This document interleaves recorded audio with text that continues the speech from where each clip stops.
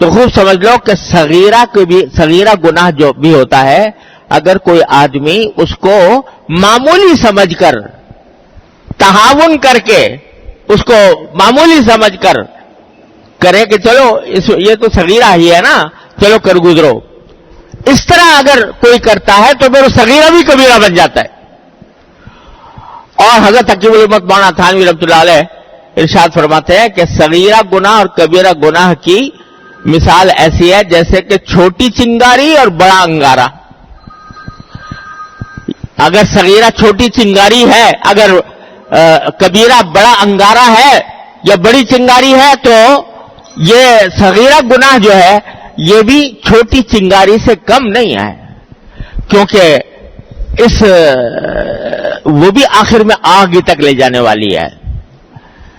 لیکن کوئی شخص یہ نہیں سوچتا کہ بھئی چلو چھوٹی سی چنگاری لاؤ اپنے کپڑوں کے اندر رکھ لوں، اپنی جیب میں رکھ لوں، کیونکہ چھوٹی سی تو ہے نا، اگر بڑا سا انگارہ ہوتا تو زیادہ خطرناک ہوتا، لاؤ چھوٹی سی چنگاری میں رکھ لیتا ہوں۔ کوئی دنیا میں چنگاری کے چھوٹے ہونے کی وجہ سے اس کو اپنی جیب میں رکھنے یا اپنے کپڑوں میں رکھنے یا اپنی الماری میں رکھنے کے لیے تیار نہیں ہوگا، کیوں؟ جانتا ہے کہ یہی چنگاری کسی وقت بڑا شعلہ بن سکتی ہے۔ حضرت فرماتے ہیں کہ یہی معاملہ صغیرہ اور کبیرہ گناہ کا بھی ہے، کہ صغیرہ گناہ کو اگر تم اختیار کر لو یہ سوچ کے کہ چلو معمولی سا ہے کر گزرو، تو وہی پھر بھڑک کر شعلہ بھی بن سکتا ہے، وہی کبیرہ بن جاتا ہے، اس کے اوپر اللہ بچائے بڑا عذاب بھی ہو سکتا ہے۔ لہذا کسی چھوٹے گناہ کو جو بظاہر چھوٹا نظر آ رہا ہے، چھوٹا سمجھ کر اختیار نہ کرو۔ ایک تو خرابی یہ ہے کہ وہی جب معمولی سمجھ کر کرو گے تو وہ کبیرہ بن جائے گا۔ دوسری خرابی یہ ہے کہ گناہ کو کھینچتا ہے، فَسَنُيَسِّرُهُ لِلْعُسْرَىٰ، پھر آدمی کو گناہ کی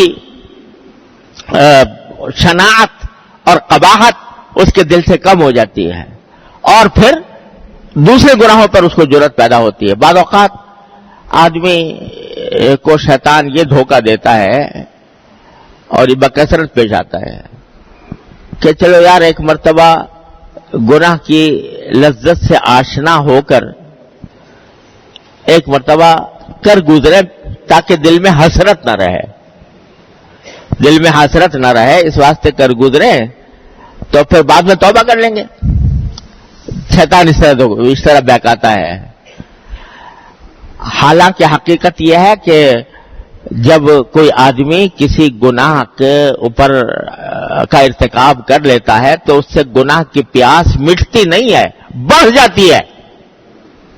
ایک مرتبہ کرے گا، دوسری مرتبہ کرنے کا ضرور دل میں داعیہ پیدا ہوگا، وہ حسرت ختم ہو کے اطمینان حاصل نہیں ہوتا، پیاس بجھتی نہیں ہے، وہ اور آگے بڑھتی ہے اور اس کو دوسرے اس میں مبتلا کرتی ہے۔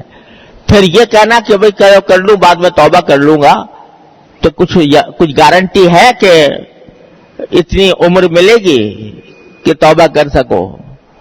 اور اگر بالفرض عمر بھی ملی تو کیا گارنٹی ہے کہ دل میں توبہ کرنے کا جو اس وقت ارادہ ہے وہ باقی رہے گا؟ کیا پتا ہے کہ کس وقت موت آ جائے اور کس وقت انسان کی مت الٹی ہو جائے، اللہ بچائے۔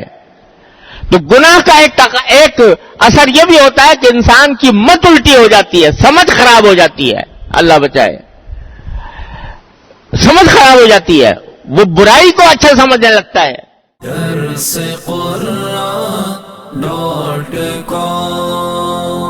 www.darsequran.com